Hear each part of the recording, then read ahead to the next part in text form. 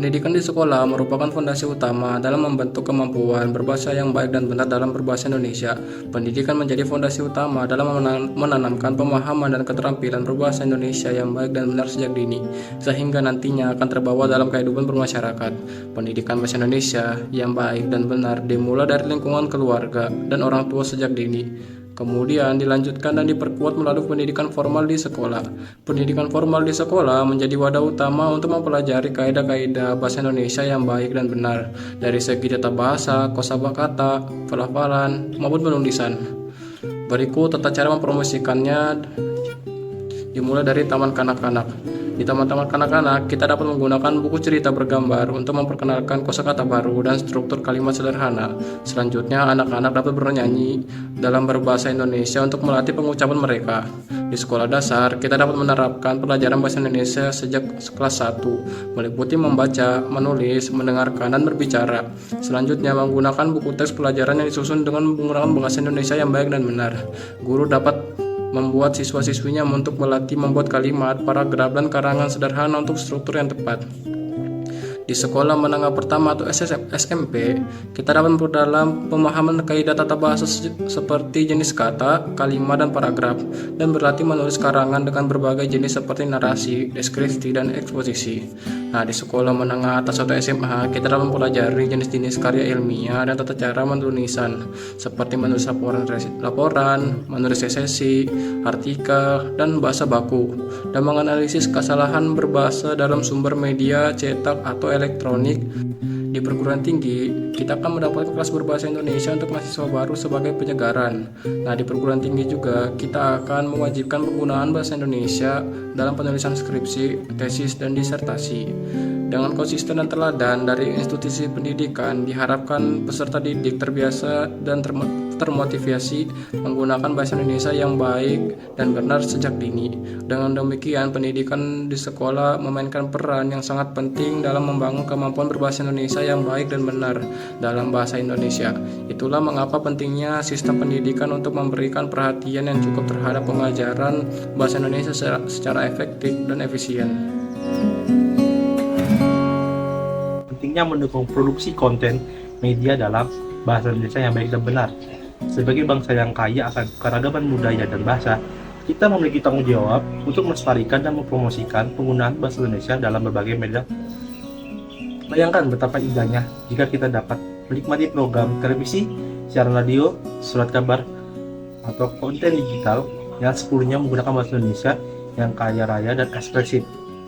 Bukan hanya itu, hal ini juga akan memperkaya pengalaman kita sebagai penonton atau pembaca, tetapi juga akan membantu memperluas jangkauan dan pengaruh bahasa Indonesia di kancah global atau dunia. Jangan lupa, potensi digital yang terus berkembang, kita dapat mengisi ruang-ruang ini dengan konten kreatif dalam bahasa Indonesia, mulai dari siniar hingga artikel-artikel menarik yang mengeksplorasi berbagai macam topik.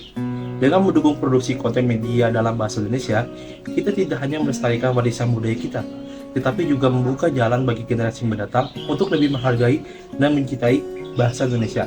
Mari kita bersama-sama memperkaya dan memperluas penggunaan bahasa Indonesia di dunia media, sehingga kita dapat terdengar lebih jauh dan lebih kuat. Lalu selanjutnya mempromosikan bahasa Indonesia melalui kesenian dan kebudayaan. Cara yang pertama ialah membuat konten kreatif dan memanfaatkan teknologi komunikasi. Perkembangan teknologi informasi dan komunikasi berupa internet pun dapat dimanfaatkan untuk mempromosikan budaya bahasa Indonesia ke kancah dunia. Memanfaatkan internet bahkan bisa memudahkan masyarakat untuk melakukan hal tersebut. Kita dapat membuat konten kreatif tentang budaya Indonesia, kemudian mengunggahnya melalui media sosial. Konten yang diunggah ke media sosial inilah yang nantinya bisa dilihat oleh masyarakat dari seluruh dunia. Lalu yang kedua ada kolaborasi budaya. Kolaborasi budaya bisa menjadi cara mempromosikan budaya bangsa Indonesia.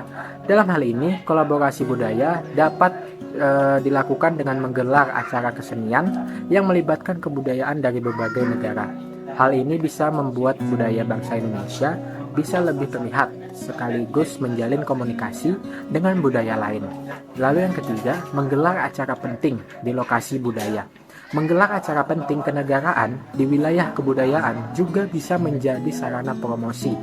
yang dilakukan. Acara ini dapat dilakukan baik di lokasi budaya dalam negeri maupun di luar negeri. Lalu yang terakhir, yang keempat, mengikuti acara kesenian di luar negeri. Mempromosikan budaya bangsa Indonesia di kancah dunia juga dapat dilakukan dengan mengikuti acara kesenian yang diadakan di negara-negara lain.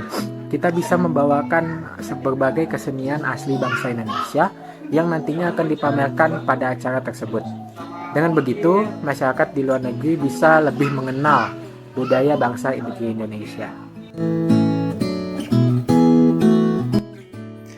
Baik, di sini saya akan menjelaskan langkah selanjutnya dalam upaya mempromosikan penggunaan bahasa Indonesia yang baik dan benar dengan mengadakan kampanye dan acara khusus. Mengadakan kampanye dan acara khusus sebagai upaya mempromosikan keberagaman bahasa Indonesia dapat mendorong masyarakat untuk lebih mencintai dan menggunakan bahasa Indonesia dalam kehidupan sehari-harinya.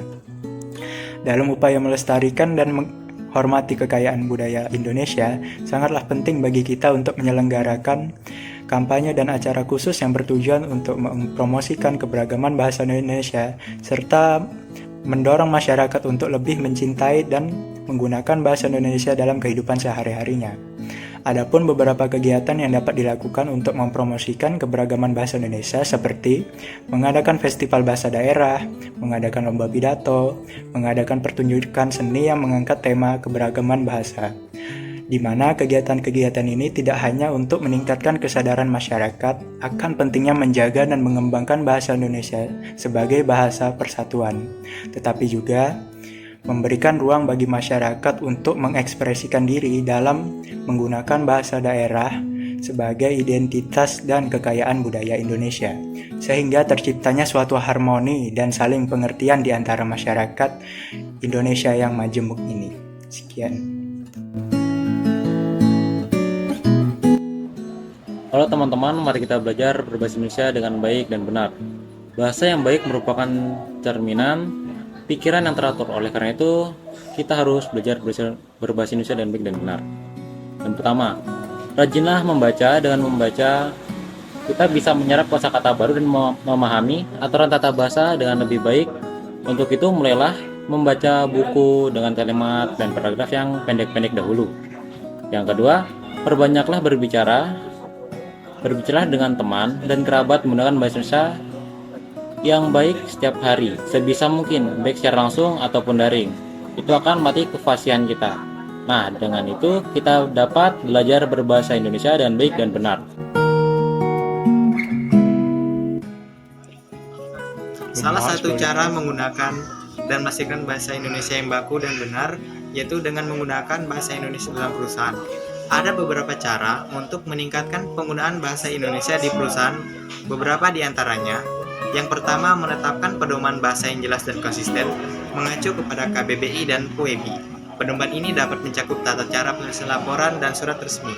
Yang kedua, komunikasi internal, menggunakan bahasa Indonesia yang baik dan benar, baik lisan atau tertulis dalam kegiatan kantor dan menghindari penggunaan bahasa asing jika tidak diperlukan. Yang ketiga, penggunaan teknologi. Contoh penggunaan aplikasi penerjemah atau aplikasi pemeriksa ejaan bahasa Indonesia.